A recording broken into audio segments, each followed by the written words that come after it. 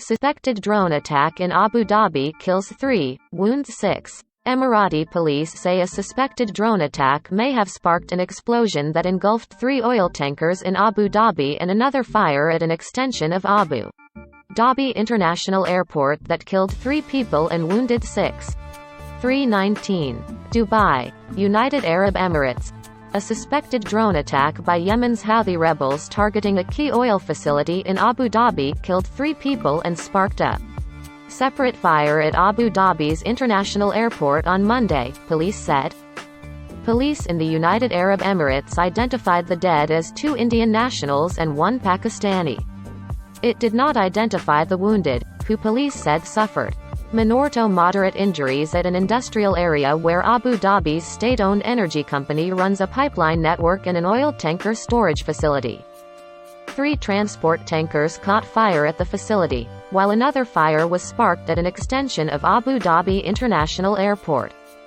Police said that while an investigation was underway, preliminary findings indicated there were small flying objects, possibly belonging to drones, that fell in the 2 areas and may have caused the explosion and fire.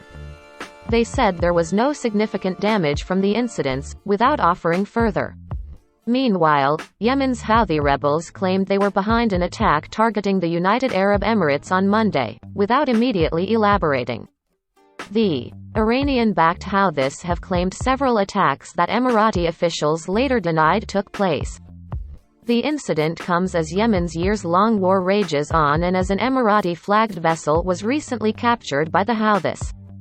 Although the UAE has largely withdrawn its own forces from the conflict tearing apart the Arab world's poorest nation, it is still actively engaged in Yemen and supports local militias.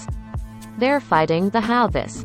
The UAE has been at war in Yemen since early 2015, and was a key member of the Saudi-led coalition that launched attacks against the Houthis after the group overran the capital of Yemen and ousted the internationally backed government from power. The Houthis have come under pressure in recent weeks and are suffering heavy losses as Yemeni forces, allied and backed by the UAE, have pushed back the rebels in key southern and central provinces of the country, dashing Houthi efforts to complete their control of the entire northern half of Yemen. Yemen's government-aligned forces reclaimed the entire southern province of Shabwa from the Houthis earlier this month and made advances in nearby Marib province. They were aided by the UAE-backed Giants brigades and had help from Saudi airstrikes. The airport fire in Abu Dhabi was described by police as minor, and took place at an extension of the international airport that is still under construction. For years, the airport home to Etihad Airways has been building its new midfield terminal, but it was not clear if that was where the fire took place. Etihad Airways said, precautionary measures resulted in a short disruption for a small number of flights, and that airport operations have returned to normal. Abu Dhabi airports did not immediately respond to a request for comment. The other blast struck 3 petroleum transport tankers near a complex for the Abu Dhabi National Oil Company in the Musafa industrial area. The company describes it as a pipeline and terminal facility located some 22 kilometers, 13 miles, from the center of the city of Abu Dhabi, where 36 storage tanks also supply transport trucks carrying fuel. It is also a short distance from Al Dhafra Air Base, a military installation that hosts U.S. and French forces.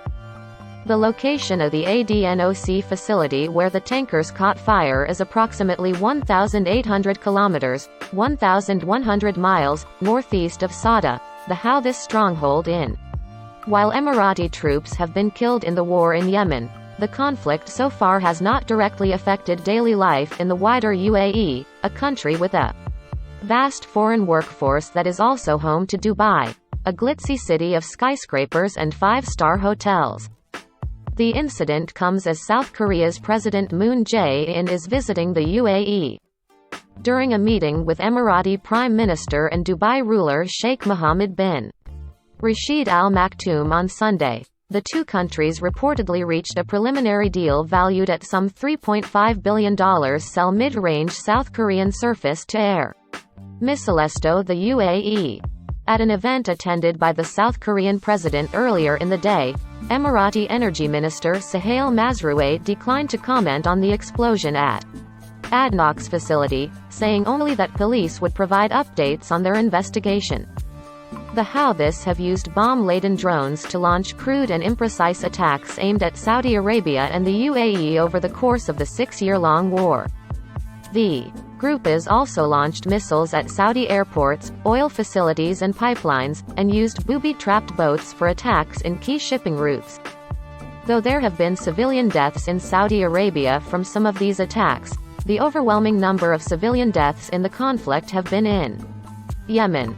The war has killed 130,000 people in Yemen, both civilians and fighters, and has exacerbated hunger and famine across the impoverished country. Torbjorn Soltvedt, an analyst at the risk intelligence company Verisk Maplecroft, noted that while the Houthis have claimed responsibility for an attack on the UAE, Iraqi-based militias have also threatened the Emiratis with attacks. Today's attack comes only days after Iran-backed groups threatened to strike against Abu Dhabi in response to alleged Emirati interference in Iraqi politics. He said the attack highlights the missile and drone threat faced by the UAE and the region's other main oil producers. He said unless Gulf Arab states find a solution to diffuse regional tensions, they will remain vulnerable to attacks.